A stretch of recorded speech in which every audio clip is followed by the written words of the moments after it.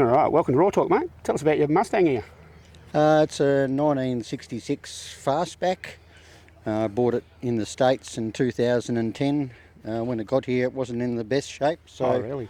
I did a full rotisserie rebuild. Oh, sweet. Yeah, I love the paint was done by Sam Hawkins, which is a real highlight of the car. Yep, beautiful colour. Yeah, basically I've done everything, new metal. Everything was restored or replaced. Cool. It's got a 8-inch true track diff 4-speed top loader, 289 Windsor. Yep. Got the Shelby discs on the front with the 4-spot Kelsey Hayes calipers.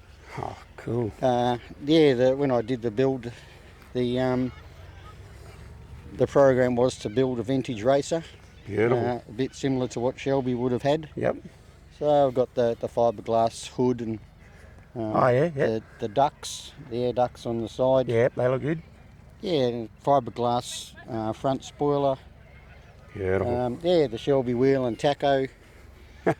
And the seat belts.